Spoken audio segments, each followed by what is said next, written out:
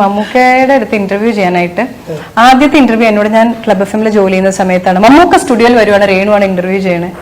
ഈ മമ്മൂക്കയെ പോലെ ഒരാളെ ഇന്റർവ്യൂ ചെയ്യാനിരിക്കുമ്പോൾ അദ്ദേഹത്തെക്കുറിച്ച് വ്യക്തമായ ഒരു അറിവ് വേണം. അദ്ദേഹത്തോട് ചോദിക്കുന്ന ചോദ്യങ്ങൾക്ക് കുറച്ച് ക്ലാരിറ്റി വേണം. വളരെ റീസെന്റ് ആയിട്ടാണ് അദ്ദേഹം വളരെ ലൈറ്റായി സംസാരിച്ച് തുടങ്ങിയത്. കുറച്ച് കൊല്ലങ്ങൾക്ക് മുന്നത്തെ കഥയാണ്. ഭയങ്കര പാടാണ്.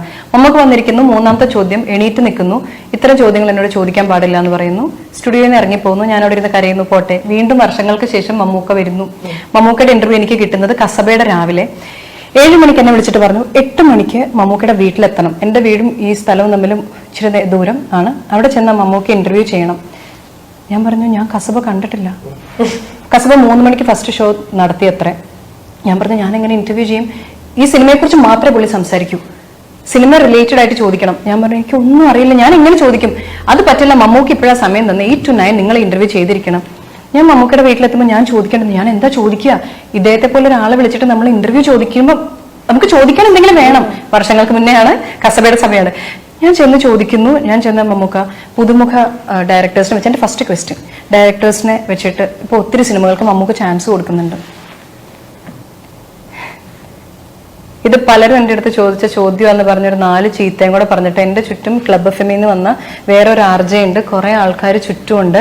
ഒരു 7-8 പേര് മമ്മൂക്കയെ കാണാൻ വേണ്ടി വന്നവരുണ്ട്. അപ്പൊ എൻ്റെ അപമാനം എന്ന് പറയുന്നത് മമ്മൂക്ക എന്നോട് ചോദിക്കുന്നത് ഇത്രയും പേര് കാണുന്നതിൽ ഉൾപ്പെടെ എൻ്റെ ഫസ്റ്റ് ക്വസ്റ്റ്യൻ തന്നെ എന്നോട് പുള്ളി ചൂടായി. ഞാൻ പറഞ്ഞു മമ്മൂക്ക എനിക്ക് സിനിമ കണ്ടോ? ഞാൻ പറഞ്ഞു മമ്മൂക്ക സിനിമ കണ്ടില്ല. 3 മണി AM ഞാൻ സിനിമ കാണണം എന്നാണ് മമ്മൂക്ക ഉദ്ദേശിക്കുന്നത്. ഫാൻ ഷോ നടത്തിയത് ഞാൻ അറിഞ്ഞിട്ടില്ല.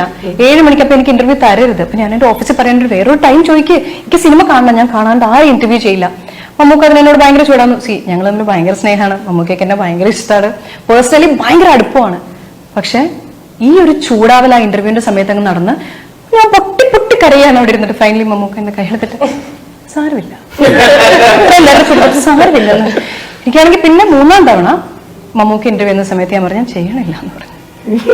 അതിങ്ങനെ തന്നെ ആയിരിക്കുമല്ലോ. ഇതുപോലെ ഈഗോ ഹേർട്ട് ആവുന്ന ഒരു സിറ്റുവേഷൻ ഉണ്ട് നമ്മൾ ആങ്കർ ആയിട്ടിരിക്കുമ്പോൾ. എന്റെ ഏറ്റവും അനുഭവം എനിക്ക് മറക്കാൻ പറ്റാത്ത ഷൈൻ ടോം ചാക്കോച്ചല്ലേ. എല്ലാവരും ഷൈനെ പറ്റി ഞങ്ങൾ ചർച്ച ട്രോളുകളൊക്കെ ഒരുപാട് എന്താണെന്ന് തോന്നുന്നത്. ഒറ്റ വാക്കിൽ ഉത്തരം പറഞ്ഞിട്ട് ഞങ്ങളൊന്നും ചോദിക്കാനില്ല. അവിടെ ഞങ്ങൾ സംസാരിച്ച് അവസാനം ഈ പറഞ്ഞ പോലെ സിനിമയിലെ ജെൻഡർ, പൊളിറ്റിക്കൽ കറക്റ്റ്നെസ്, ആ വിഷയങ്ങളൊക്കെ വന്നപ്പോഴത്തേന് ഞങ്ങൾ 2 അഭിപ്രായത്തിലായി. പിന്നെ പറഞ്ഞ് അതൊരു കോൺവെർസേഷൻ ഈ പറഞ്ഞ ഒരു 20 പേര് നോക്കി നിൽക്കുക നമ്മളെ. അപ്പം ആള് ഒരു ചോദ്യം 10 ചോദ്യം ഇങ്ങോട്ട് ചോദിക്കുന്നത്. അപ്പൊ ആ സമയത്ത് എനിക്ക് ഡിഫെൻഡ് ചെയ്യേണ്ടി വന്നു. ഞാൻ എന്റെ പോയിന്റ്സ് അങ്ങോട്ട് വന്ന് അവസാനം പോലെ അവർ 10 വന്നിട്ട് അത് പോയി. അപ്പോഴും ഞാൻ ഓക്കെ ഒരു ഇന്റർവ്യൂ കഴിഞ്ഞു, അടുത്ത ആളെ കാണുമ്പോൾ ചിരിച്ചൊക്കെയാണ് പിന്നെ വന്നത്. ഇത് പബ്ലിഷ് ചെയ്ത് കഴിഞ്ഞപ്പോഴാണ് ഇതിന്റെ ഒരു റേഞ്ചേ മാറിപ്പോയത്. അതാണ് ഷൈൻ ടോം ഏറിൽ പറത്തിയ ചേച്ചി എന്ന് പറഞ്ഞിട്ടാണ് എന്നെ പറ്റി ട്രോളും